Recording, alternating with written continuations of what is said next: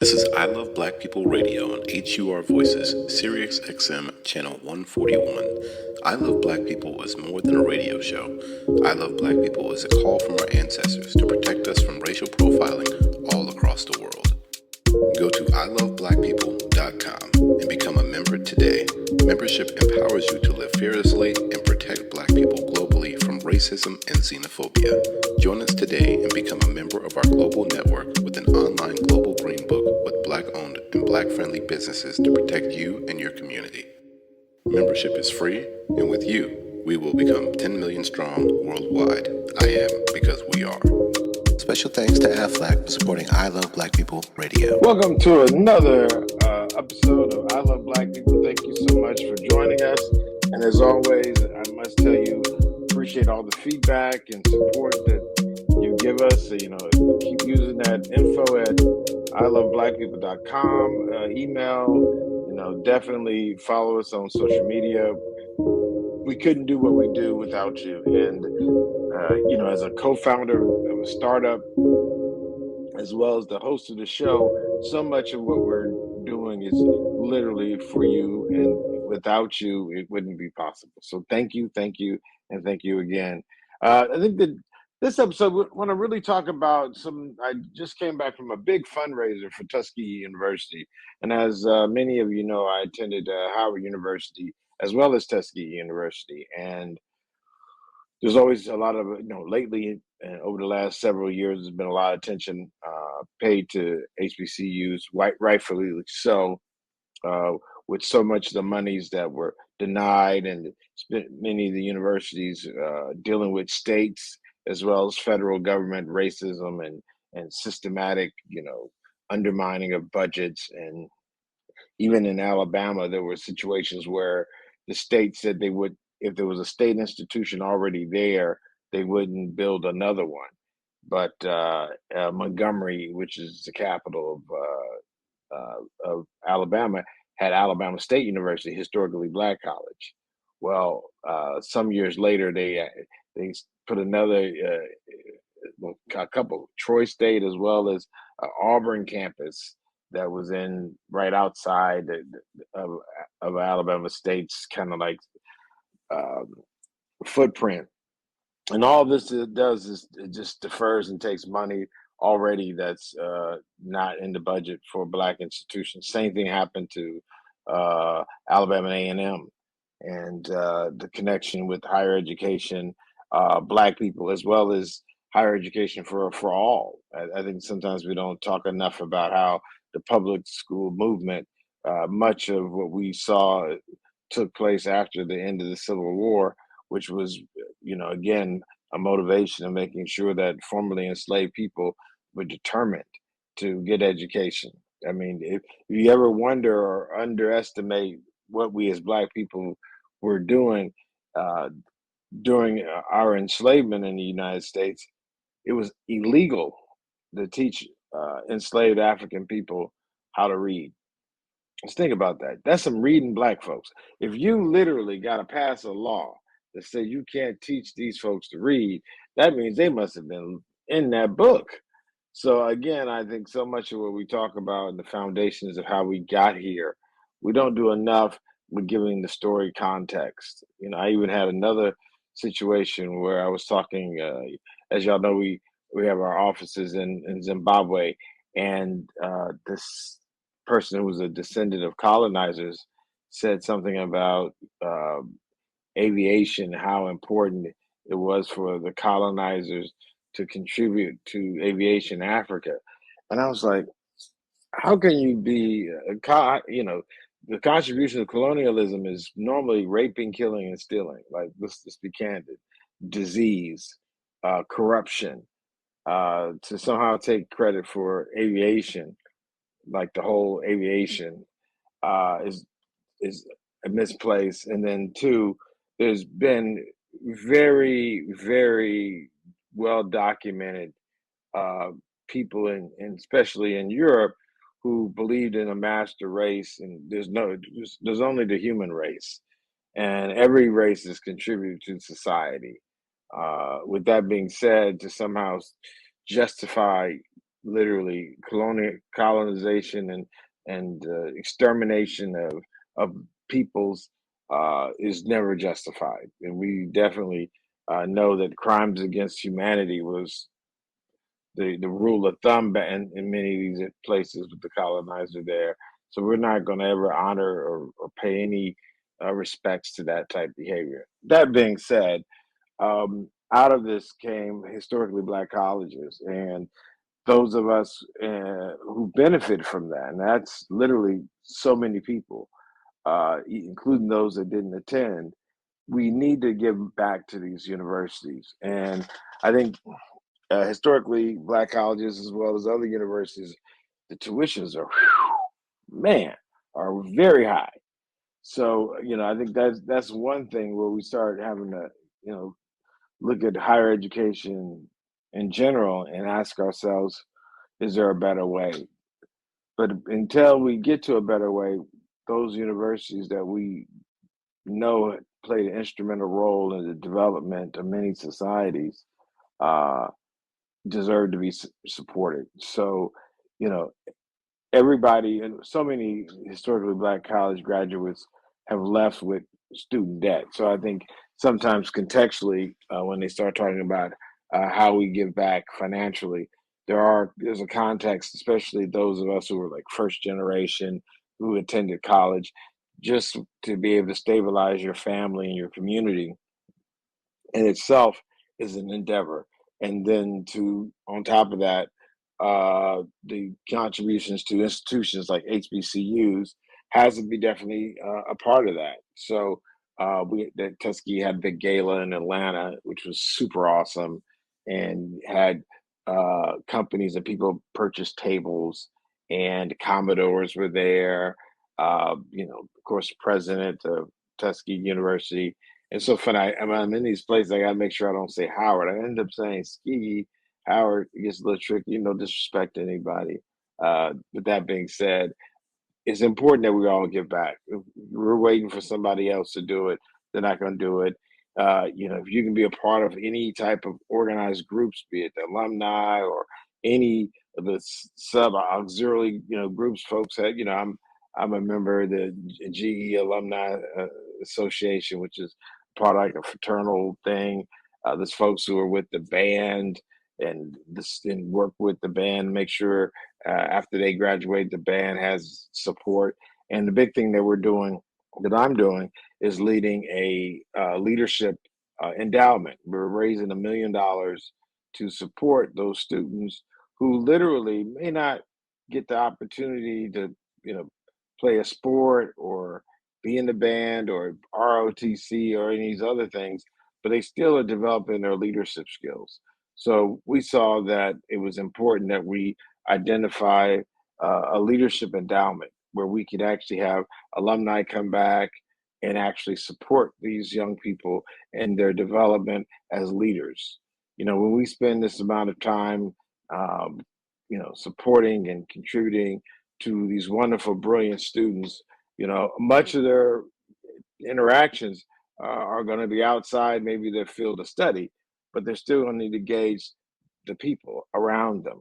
And, I'm an engineer by profession, and I'll tell you, the actual subject matter oftentimes is easier than dealing with the people matters. And that's a part of that leadership that's important, and understanding how to work in collectives and how to lead in organizations in a way that allows everyone to be a part of the solution and held accountable for the problem. And these aren't necessarily things that one class teaches. I think much of it came, at least for me, and as we see this leadership endowment, is literally by the activities that I participate in, extracurricular activities. As I said, I was a member of fraternity, member of the United Nations debate team. I ultimately was student government president, as well as president of the American Society of Mechanical Engineers on my campus. So it was one of those things where literally a lot of the things that I learned from, organizing with my peers. And one of the things that's maybe not obvious, But some of the hardest people, most difficult people to lead or to organize are people who are most like yourself. Because oftentimes they'll say, well, why I need to listen to you? You just like me. So figuring out and how to develop the skills, it's not a science per se. I wouldn't say an art. It's more like a craft. Leadership is more something that as over time that you deal with say you're a carpenter, you know how the wood feels, you know which way to stroke the with the grain. Like there's things that you have to put your hands on in order to get better at.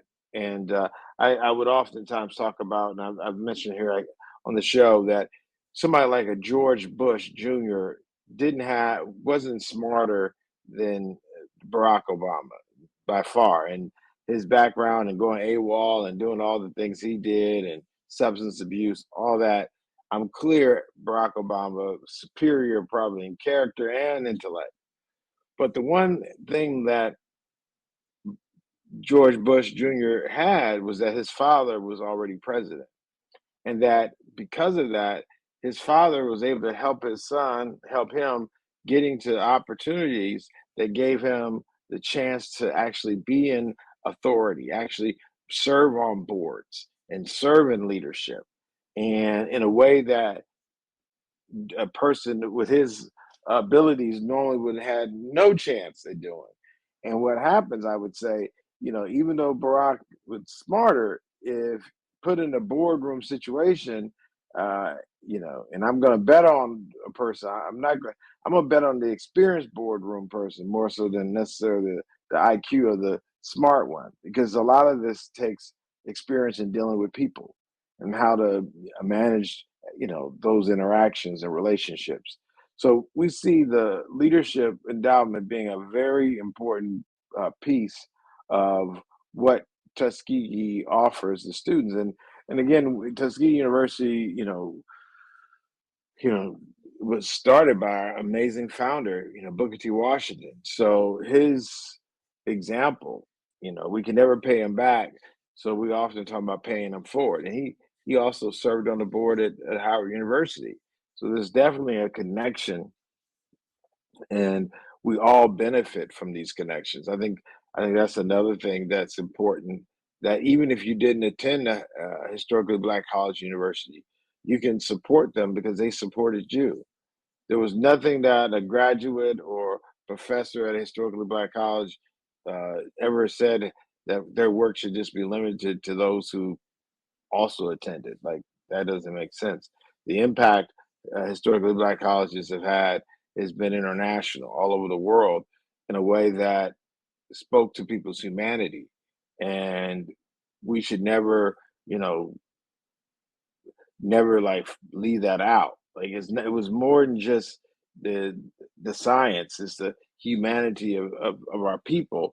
That if you start looking at the contributions of HBCUs to those types of individuals, one of the books that we're going to include in our leadership endowment program is a book called Character Building, and Booker T. Washington was very clear how important character was. It wasn't just your head that had to be right. You had to have your heart right.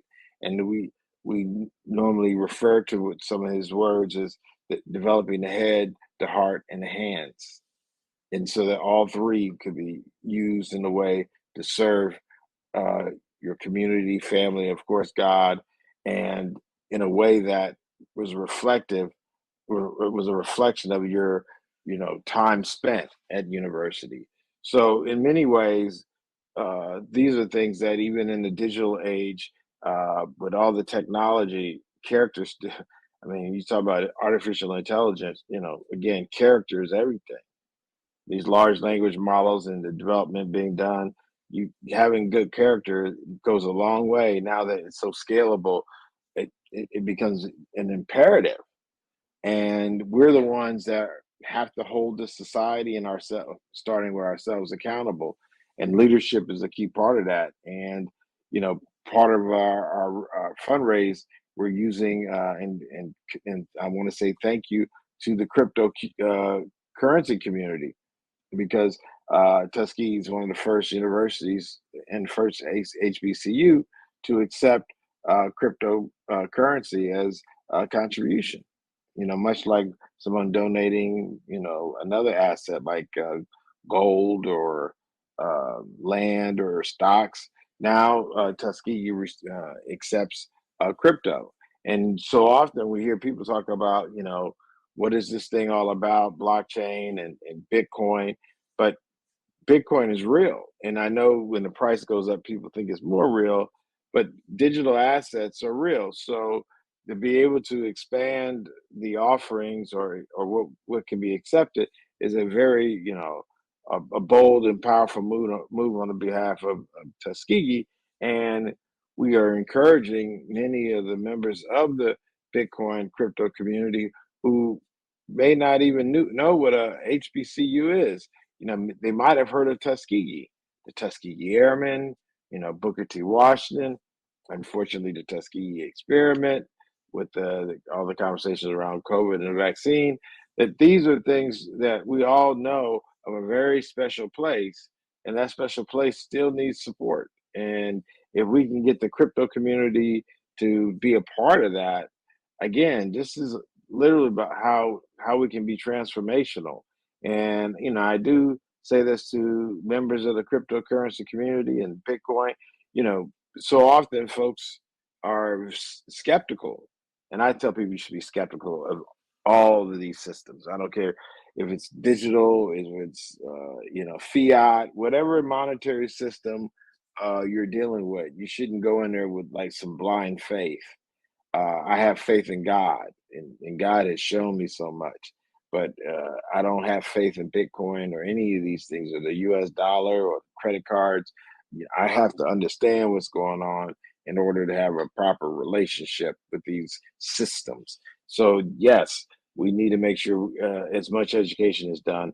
But for those who know and who are in these communities, it's not enough to talk about the unbanked or how this is such a amazing innovation that's never been done before in this way with hard money. All these concepts, the best way to show in good faith that, as opposed to blind faith, right? Good faith is actually connecting with communities, showing the power of those who have made a level of success in this space, this industry of cryptocurrency, Bitcoin, blockchain, that they literally are supporting and using their philanthropic side to be supportive of institutions that have been around, over 10 times as long as as Bitcoin, but have been very powerful in their own right. So it definitely, not just because I'm former engineering student of Tuskegee University, but again, to be able to give back and connect back with alma mater in a way that is a reflection of the technology that I got my first, real serious development in at Tuskegee, to actually leverage these technologies to do something amazing for the university is a key part of just the evolution of contributions. There's all kind of ways to give back. And when I'm there and when I meet and talk to professors and coaches, um, you know, I, at our table, I had a table, we had the head coach, a shout out to Coach James. And I didn't respect sports. I was like, they just need to go to class. But, as we've seen over the years, how much money has been generated from the ability of our young people to run fast. Like, look, people would pay to watch us run. And yet, I always dismissed that and thought it was something that was just focused on our physicality as opposed to our intellect, and how that might be somehow undermining us. But that whole time you saw large, predominantly white institutions take advantage of our young best and brightest. And they would go to these communities offering scholarships. And I'm going to tell you, like, just being an engineering student, if somebody said you're going to have to run, jump, get your head beat in by 300-pound folks, And as your compensation, you can go to class without paying for it. Like, that's almost like, that seems like a shame. I don't think that's communism, socialism. I don't know. That's capitalism. I don't know what ism that is. Okay, I might know one of the isms it is.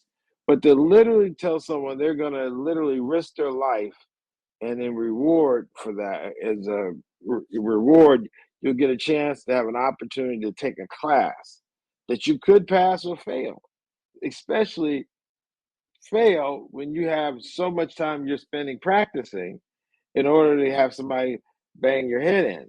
So, when we start looking at what was going on with athletics and how these institutions were able to build their school of business by building the stadium and have our brothers and sisters running up and down and doing all these things, I started to realize, athletics is a business, and these universities are a, a organization that is in the business of education. And they found a way through the NCAA where they created these laws, probably collusion, it's probably a whole bunch of things, a monopoly, where they were able to exploit the youthful vigor of our young people, use them up, and if they didn't get a degree, which wasn't even real compensation, they were blamed. So they're the victim and the villain. They go talk to Big Mama, hey, come to our school, we're going to treat him right and give him everything that he should have. And they get him in that program and they work him till they can't work no more. And they make so much money every year under that system where they don't pay them the main employees, but of course the coaches get big bucks. So I think once I realized that was, something that was an issue, I opened up to this whole athletic stuff. I was like, wait a minute. If someone can make millions of dollars without a degree, why not let them make the millions of dollars and then get a degree? Why can't they do both? And then the funds and money that's being generated go back into institutions that support our community, not make our community weaker. Like, if you think about it, all the money that was generated for these universities through athletics, if the members of those communities that they came from, if they had received just 10%, 25% of that, just think about how those communities would have gained from that. But those communities got zero because the compensation was a degree. Now, remember, the university is the one who determines what the tuition is. So when they tell the player this is what the value is of your compensation, it's kind of like, you renting from me and working for me, and I tell you, well, the rent is $5,000 a month, and guess what? You're going to get paid $5,000, but now, it's a wash. No, that don't make any sense. So again, I think there's no substitute for us contributing back to the university as they ask us to. But I do think we need to relook at our relationships and the different programs and how we can maximize the benefit of those programs for the benefit of our institutions that can, in perpetuity, contribute to our community. That's why we're doing a $1 million endowment, leadership endowment, because we want the principal to be able to create the revenue that we can actually use with interest to actually give back to the students in perpetuity. The athletic programs have been doing that for many of these universities. And again, I don't think it's too late for us. I just think we should have a level of innovativeness in looking at what we have, like what are our resources and how do we take those resources and project them. And I think, universities, especially like Howard, Tuskegee's, universities that have a brand or a name and a reputation that goes beyond just those who attended, it can be something that we leverage in order to get more people to see the role and significance of the roles of these HBCUs. Most of our HBCUs are over 100 years old. So there's a real legacy, and it's not just 100 years old like it was easy. This is through some of the most wicked, difficult times in history of this place. Important for all of us. So, we got to get back. That's a serious thing. And whoever we were waiting on, we're the ones we've been waiting on is us. So we got to do it. And we should be cheerful about it and happy to be able to say we attended, or I said I didn't graduate from Tuskegee at the time I attended, and the fact that changed my life forever. I can never give more back, so I have to pay for it. And much of this is what we're doing is paying for it. But with that being said, again, thank everyone for your support. We could not do this without you, and it's definitely always a pleasure to be able to share and connect with you. So please continue to do that. Hit us on Twitter, we're Facebook, we're on Instagram. I Love Black People, I Love Black People app. We're on Play Store, we're on Apple Store. Please, I just want to say with utmost gratitude, continue doing what you've been doing because it's been awesome. And as I always end up, I am because we are. And thank you so much again. This is I Love Black People Radio on HUR Voices, Sirius XM Channel 141. I Love Black People is more than a radio show. I Love Black People is a call from our ancestors to protect us from racial profiling all across the world. Go to iloveblackpeople.com and become a member today. Membership empowers you to live fearlessly and protect Black people globally from racism and xenophobia. Join us today and become a member of our global network with an online global green book with Black-owned and Black-friendly businesses to protect you and your community. Membership is free, and with you, we will become 10 million strong worldwide. I am because we are.